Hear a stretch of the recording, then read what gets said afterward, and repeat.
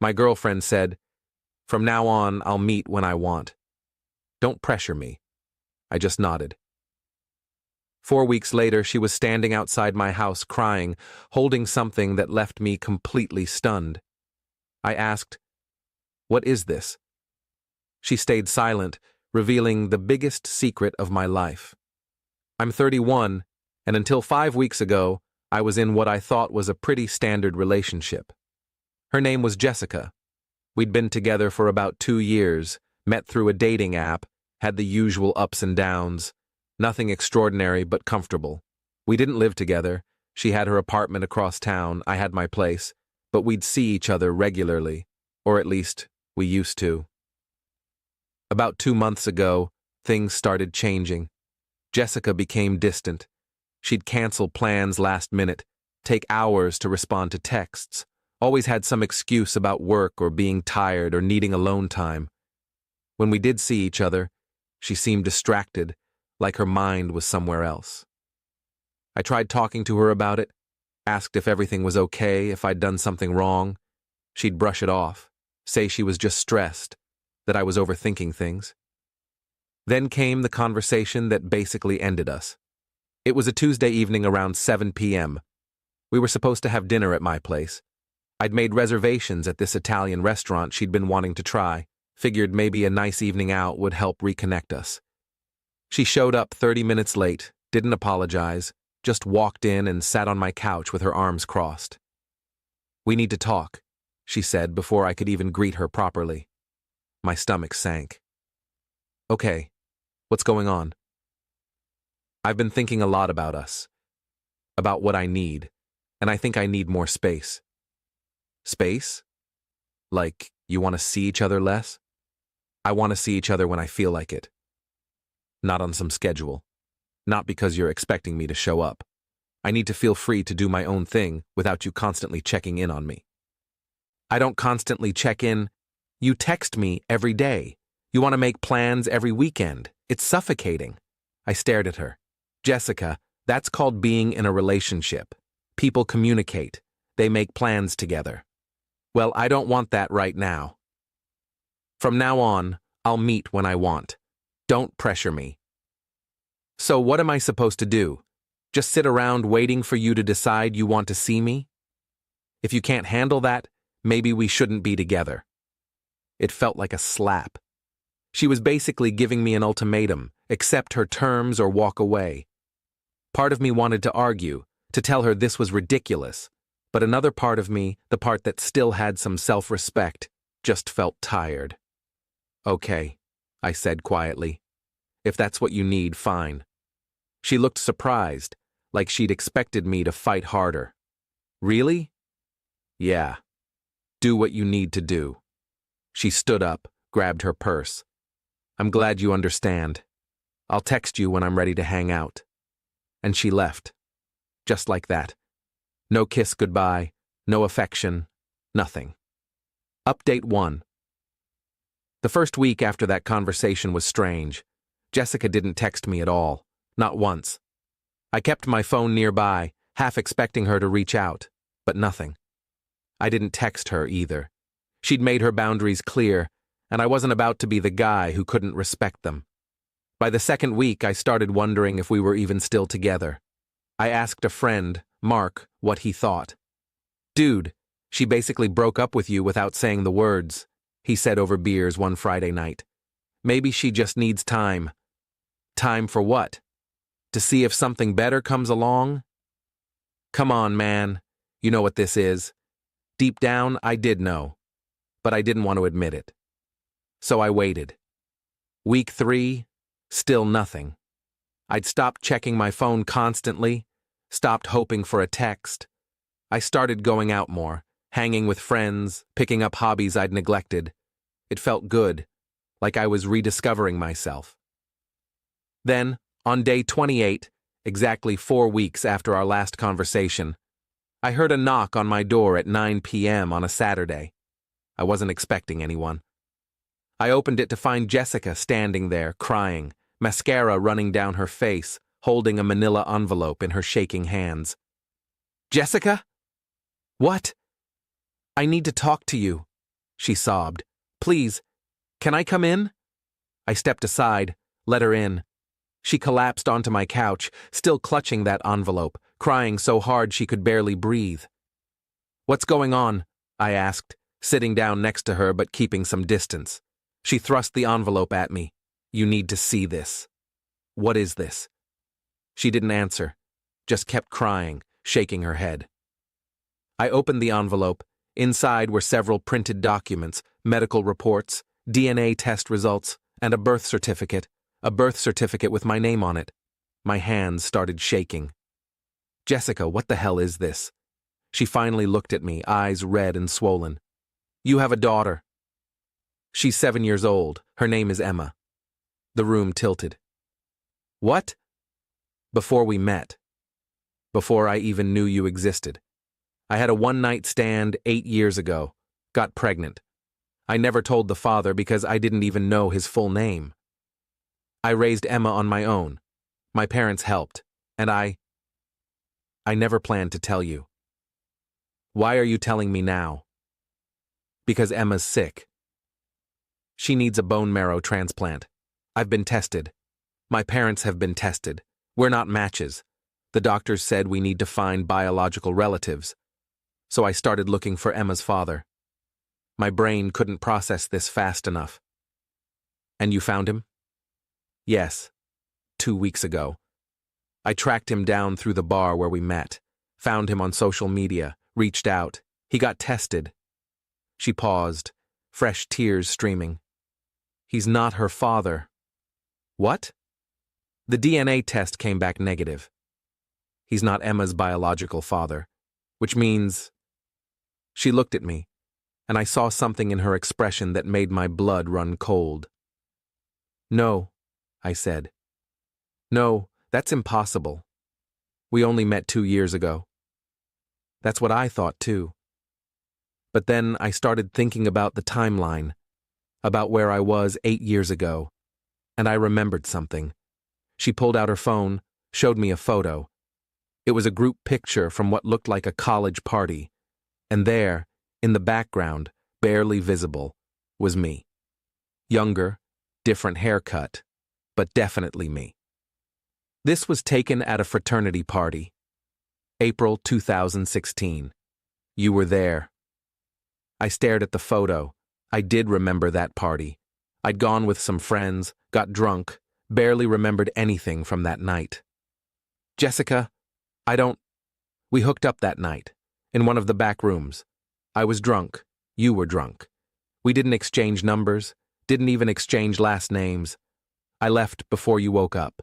That's impossible. I would remember." "You were blackout drunk. So was I.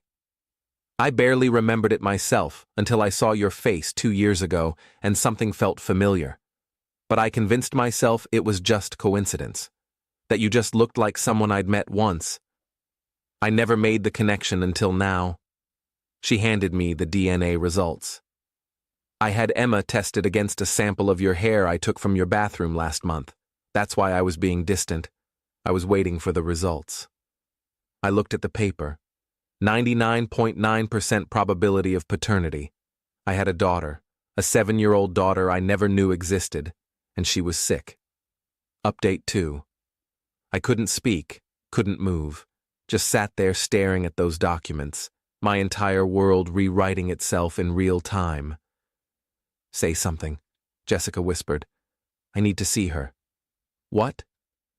"Emma. I need to see my daughter." Jessica nodded, wiping her eyes. "Okay, but first, you need to understand something. She doesn't know about you. I told her that her father wasn't in the picture, that it was just us. I didn't want to lie to her, but I also didn't want to hurt her with the truth that I didn't know who he was. And now? Now I have to tell her, because she needs you. She needs your bone marrow." The next day, Jessica brought Emma to a park near my house.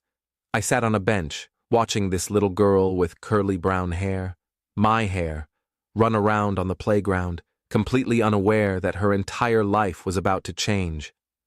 "That's her," Jessica said quietly. Emma looked healthy, energetic. Nothing about her suggested she was seriously ill. but Jessica explained that she had a rare blood disorder, that without a transplant, she had maybe a year, maybe less. We decided to tell Emma together that evening. Jessica had prepared her somewhat, told her that they'd found her daddy, that he was a good person who wanted to meet her. Emma was curious but cautious, like any 7-year-old would be. When I walked into Jessica's apartment that night and saw Emma sitting on the couch in her pajamas, something inside me shifted. This was real. This was my child. "Hi," I said, sitting down across from her. "Hi," she said back, small voice uncertain. I'm your dad." She looked at Jessica, then back at me. "Really? Really? Where have you been?" God, that question. How do you explain to a child that you didn't know she existed? That her entire life you'd been living yours completely unaware that you'd created another human being? "I didn't know about you," I said honestly. "Your mom and I met a long time ago, before you were born, but we didn't stay in touch. I didn't know she was going to have you. If I had known, I would have been there from the beginning." Emma processed this for a moment. Then, "Are you going to leave again?" "No, I'm not going anywhere." Update 3. The next few weeks were a blur. I got tested immediately. The results took 5 days. 5 days where I barely slept, barely functioned, just waited. When the call came that I was a match, I actually cried. Relief, gratitude, fear, all mixed together. The transplant was scheduled for 3 weeks out. In the meantime, I spent as much time as possible with Emma. We'd go to parks, watch movies, talk about her favorite things, unicorns apparently, and dinosaurs, and a show about magical cats that I'd never heard of but quickly became an expert on. She was smart, funny, shy at first, but warming up to me quickly. And every time she smiled, I saw myself. Every time she laughed, I heard echoes of my own childhood. Jessica and I had to figure out our relationship during all this. Were we together? Were we co-parents? What were we? One night, after putting Emma to bed, Jessica and I sat on her couch with tea, finally able to talk. "I'm sorry," she said, "for not figuring this out sooner. For wasting 2 years where you could have known her. You didn't know either.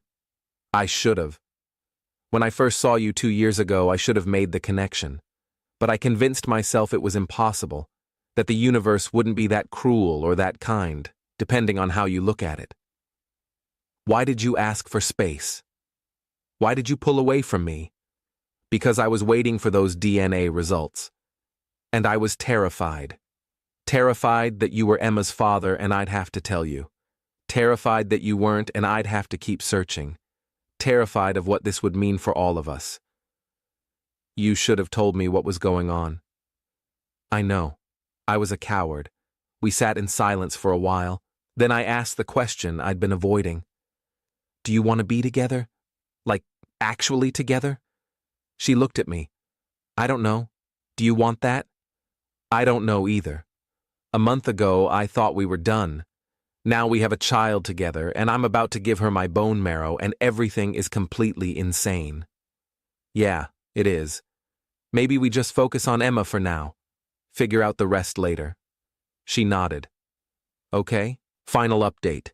The transplant happened 4 weeks ago. It went well. Emma's recovering, slowly but surely. The doctors are optimistic, saying she's responding better than expected. She has a long road ahead, but she's going to be okay. I'm her father, legally now too. Jessica and I worked with lawyers to establish paternity, set up custody arrangements. I'm on her birth certificate. I'm part of her medical decisions. I'm her dad. Jessica and I aren't together. We tried for a couple of weeks after the transplant, tried to see if we could make a relationship work for Emma's sake, but we both realized pretty quickly that we're better as co-parents than as partners. We don't have that spark, that connection. We never really did. We were just 2 people who found each other twice by accident, and the second time stuck because we had a reason to. I see Emma 3 times a week now. Weekends, she stays with me.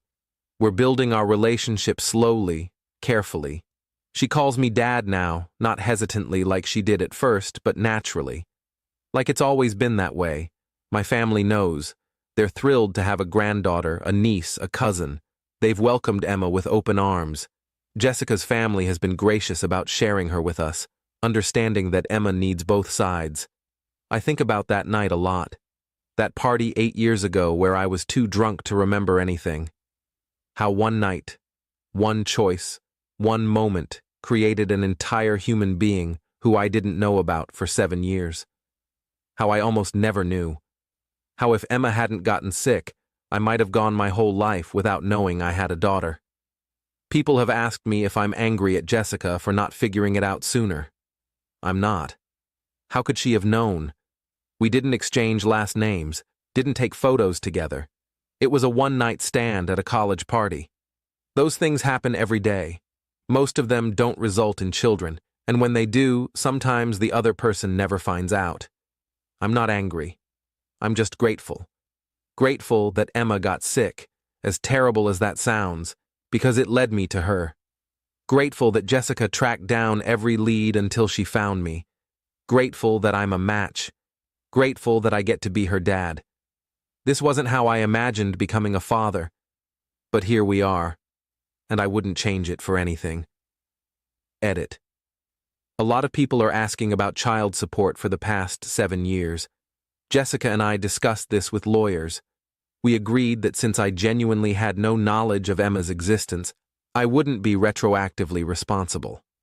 I am, however, contributing significantly to her current and future expenses, including setting up a college fund and covering half of all her medical bills moving forward. Edit 2. For those wondering if Jessica and I will ever get back together, probably not. We've talked about it, and we both agree that we work better as friends and co-parents than as romantic partners. We're focused on giving Emma stability and love, and that doesn't require us to be a couple.